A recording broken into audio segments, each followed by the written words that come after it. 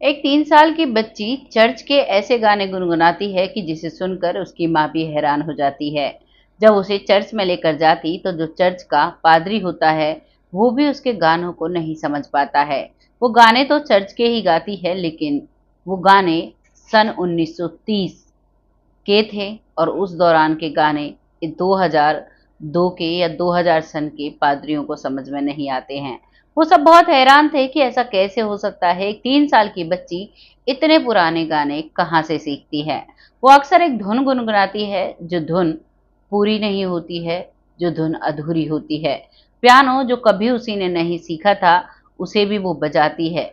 और एक 3 साल की बच्ची जब ऐसे चमत्कार करती है तो माता पिता हैरान और परेशान हो जाते हैं कि ऐसा क्या हो रहा है। उनकी बेटी, जिसका नाम बेट्सी था, बेट्सी बड़े प्यार से उन्होंने रखा था और 3 साल की वो होती है। जब वो ऐसे रंग ढंग दिखाती है तो माता पिता बहुत परेशान हो जाते हैं। आइए जानते हैं क्या था इस लड़की के जीवन में जो ये ऐसे बिना सीखी हुई चीजों को गाने लगती है। क्यों चर्च में जाते ही इसका रोने का मन करता है। क्यों चर्च में जाते ही वो धुएं धुएं को याद करती है। क्यों चर्च में जाते ही अपने उस गाउन को याद करती है। आइए जानते हैं सच्ची कहानी के पीछे क्या राज है। नमस्कार, मैं महक चौधरी आज आपके सामने फिर से पुनर्जन्म कह सकते हो या फिर कोई आत्मा वापस आई उसे भी कह सकते हो। अब ये तो पूरी कहानी सुनने के बाद आप ही इसका निष्कर्ष निकालेंगे कि इसमें क्या हुआ था।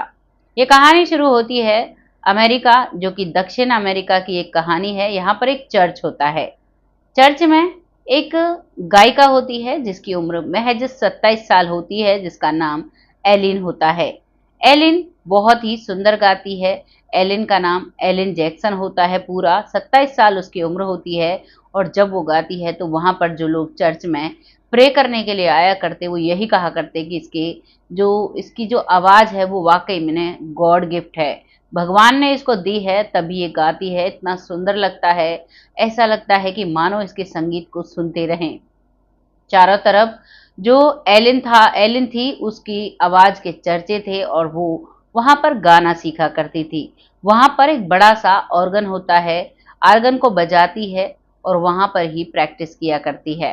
धीरे धीरे उम्र निकलती है, धीरे धीरे वक्त निकलता है और एक दिन एक ऐसा हादसा होता है कि जिसकी छाप कई सदी तक छोड़ती है।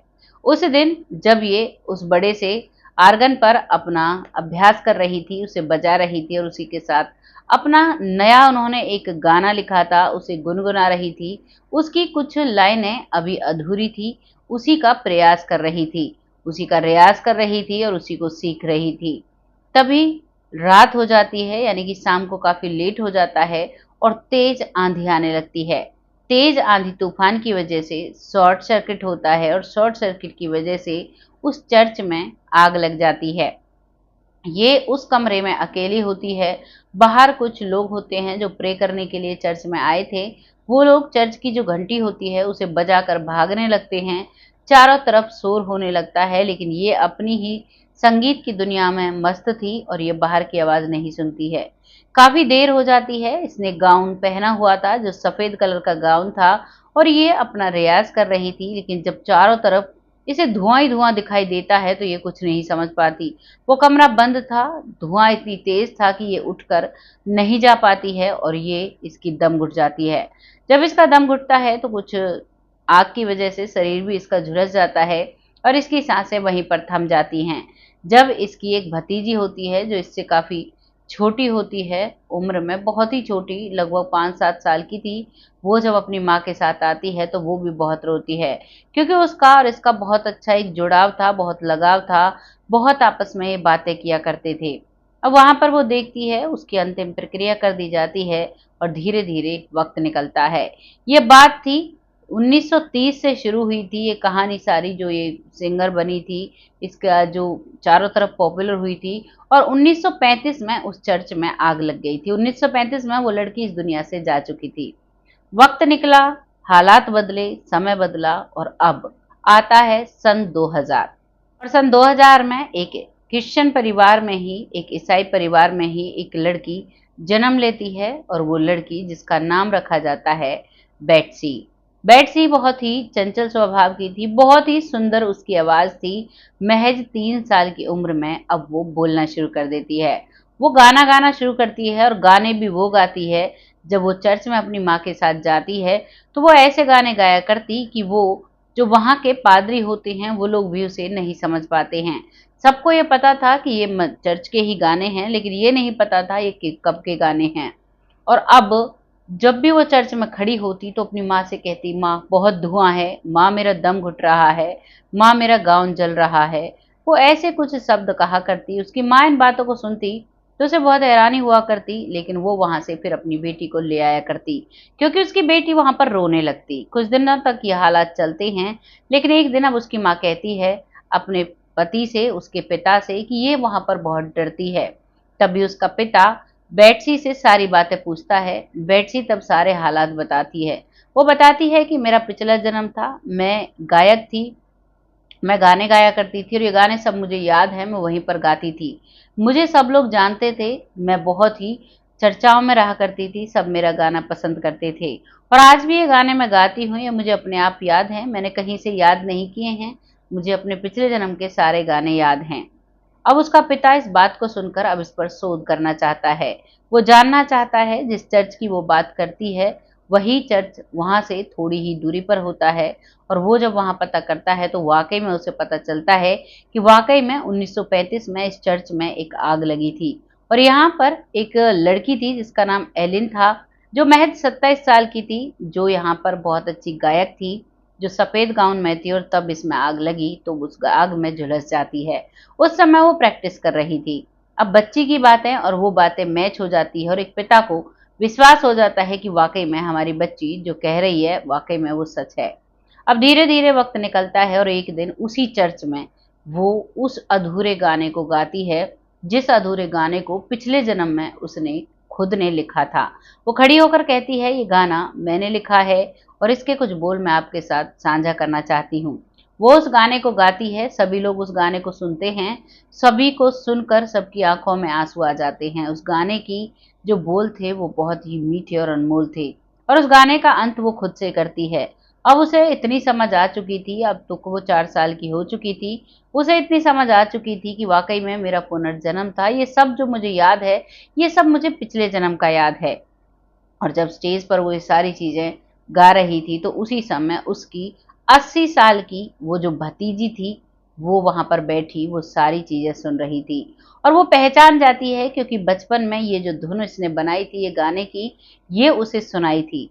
वो उठकर आती है और कहती है कि बेटा, तुम मेरी ही बेटी हो, वाकई में तुम एलिन हो, तुम मेरी बुआ हो, मैं तुम्हारी भतीजी हूँ पिछले जन्म की, लेकिन अब तो मैं तुम्हें बेटी ही कहूंगी, वाकई में तुम वही हो। और वो उसे विश्वास दिलाती है, उस लड़की को भी विश्वास हो जाता है, पूरे परिवार को विश्वास हो जाता है। सभी समझ जाते हैं कि वाकई में जो एलिन है वही जो बैट्सी है उसका पिछला जन्म की वो लड़की है। धीरे धीरे वक्त निकलता है और ये लड़की 9 साल की हो जाती है। ऐसे ही ये अपने स्कूल में शो करती है, वहां पर भी ये गाना गाती है, उसी गाने का अंत करती है। लेकिन अब यहाँ से शुरुआत हो जाती है उसके भूलने की। 9 साल से जब वो 10वीं साल में आती है तब तक वो सब कुछ भूल चुकी थी। उस लड़की को देखकर ऐसा महसूस होता है कि मानो कोई आत्मा हावी हुई हो इस पर, कोई और आकर इसके अंदर वो सारे बोल बोलता हो। अब तो ये सब कुछ भूल चुकी है, अगर इसे पुराना जन्म याद था तो ये सब कुछ भूल कैसे गई। वो अब सब कुछ भूल चुकी है, उसे कुछ भी याद नहीं है। वो 10 साल की हो जाती है। 2010 में वो 10 साल की हो चुकी थी, अब तो वो 25 साल की हो चुकी होंगी। और अब उन्हें ऐसा कुछ भी याद नहीं है जो उन्हें 3 साल से और 9 साल तक याद रहा। वो सब कुछ ऐसा लगता था कि मानो कोई और व्यक्ति, कोई और आत्मा इसके अंदर जी रही हो, अब कोई और हो। अब ये आपने जो कहानी सुनी, आप उस कहानी को सुनकर आप बता सकते हैं क्या इसके अंदर कोई आत्मा थी, या फिर ये इसका पुनर्जन्म इसे याद आया और अब ये वक्त रहते रहते भूल जाती है, क्योंकि ईश्वर ने एक प्रक्रिया बनाई है। हर इंसान अपना पिछला जन्म भूल जाता है, अगर उसे याद रहता है तो वाकई में वो बहुत परेशान रहता है। शायद भगवान का ही चक्रव्यूह ऐसा होगा, वो भूल रही होगी, या फिर हो सकता है कि वो जो एलिन उस दुनिया से गई थी वो एलिन वापस आई हो, वापस आके उसने अपना वजूद स्थापित किया हो, सबको बताया हो, अपने बारे में सब कुछ बताया हो, जो वो एकांत में मेहनत करती थी, जो वो चीजें सीखती थी, जो वो गाना चाहती थी।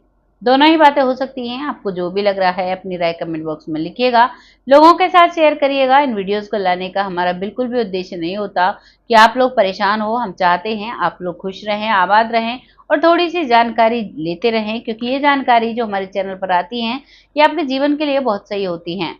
अगर आप इस जीवन में अपने कर्मों को बनाते हो, अच्छे से रहते हो, किसी पर भी कोई भी बेवजह का अत्याचार नहीं करते हो, तो आपका जीवन बहुत अच्छा रहता है और अगला जन्म जो होता है वो आपका बहुत अच्छा होता है। हो सकता है आपको मुक्ति भी मिल जाए, हो सकता है आपको मोक्ष भी मिल जाए। तो इसीलिए अपने कर्मों पर ध्यान दीजिए, अपने कर्मों को जिंदगी में अच्छे से जीजिए। बहुत जल्द ऐसी कहानी के साथ आती हूँ, तब तक आप सब आबाद रहें, खुश रहें। अब वक्त आता है उन लोगों का जो लोग हमें दिल से सपोर्ट करते हैं, जिनमें सबसे पहला नाम आता है सुरेंद्र पालकर जी, जो बहुत अच्छे से सपोर्ट करती है। बहुत प्यारे कमेंट होते हैं, आपका तहे दिल से धन्यवाद करते हैं। ऐसे ही अपना सपोर्ट हमारे साथ बनाए रखें। अगला नाम आता है विवेक चौधरी, जो मथुरा अलीगढ़ से हैं, बहुत अच्छे से सपोर्ट करते हैं। आपका तहे दिल से शुक्रिया अदा करते हैं। ऐसे ही अपना सपोर्ट हमारे साथ बनाए रखें। अगला नाम आता है आरपी सिंह, जो बहुत अच्छे से सपोर्ट करते हैं। आपका तहे दिल से धन्यवाद करते हैं। ऐसे ही अपना सपोर्ट हमारे साथ बनाए रखें। अगला नाम आता है रेखा तिवारी जी, जो बहुत अच्छे से सपोर्ट करती हैं। बहुत प्यारे कमेंट होते हैं, आपका तहे दिल से शुक्रिया अदा करते हैं। ऐसे ही अपना सपोर्ट हमारे साथ बनाए रखें। अगला नाम आता है राव मोहम्मद, जो कि लाहौर से हैं। बहुत अच्छे से सपोर्ट करते हैं, बिटिया कहकर सम्मानित करते हैं। आपका तहे दिल से आभार व्यक्त करते हैं। ऐसे ही अपना सपोर्ट बनाए रखें। और कभी कभी किसी का नाम अगर हम नहीं ले पाते हैं बाय मिस्टेक 2-3 दिन लगातार, तो उसके लिए बुरा ना लगाएं, क्योंकि बहुत सारे नाम होते हैं। कोशिश रहती है हम ज़्यादा से ज़्यादा नाम लें, लेकिन वीडियो बहुत लंबा हो जाता है, फिर कुछ लोग बोर फील करते हैं। इसीलिए हम कम से कम नाम ले पाते हैं, पर फिर भी हमारी कोशिश रहती है कि हम ज़्यादा से ज़्यादा नाम ले पाएँ। ऐसे ही अपना प्यार और सपोर्ट हमारे साथ बनाए रखें। अगला नाम आता है लखविंदर जी, जो बहुत अच्छे से सपोर्ट करते हैं, पंजाब से हैं। आपका तहे दिल से आभार व्यक्त करते हैं। ऐसे ही अपना सपोर्ट हमारे साथ बनाए रखें। अगला नाम आता है शिवम शर्मा जी, जो बहुत अच्छे से सपोर्ट करते हैं। आपका तहे दिल से शुक्रिया अदा करते हैं। ऐसे ही अपना सपोर्ट हमारे साथ बनाए रखें। अगला नाम आता है रामायण कुशवाहा जी, जो मध्य प्रदेश सिंगरौली से हैं। बहुत अच्छे से सपोर्ट करते हैं, बिटिया कहकर सम्मानित करते हैं। आपका तहे दिल से शुक्रिया अदा करते हैं। ऐसे ही अपना सपोर्ट हमारे साथ बनाए रखें। अगला नाम आता है भूप सिंह सैनी जी, जो बहुत अच्छे से सपोर्ट करते हैं। बहुत अच्छे मोटिवेशनल ज्ञानवर्धक कमेंट होते हैं। आपका तहे दिल से आभार व्यक्त करते हैं। अगला नाम आता है मंजू चौधरी जी, जो बहुत अच्छे से सपोर्ट करती हैं। बहुत नॉलेज वाले इनके कमेंट होते हैं, बहुत अच्छा लगता है। एक अपनापन सा फील होता है। आपका तहे दिल से धन्यवाद करती हूँ। ऐसे ही अपना सपोर्ट बनाए रखें। अगला नाम आता है सरयू बालाजी, इनके भी बहुत अच्छे कमेंट होते हैं।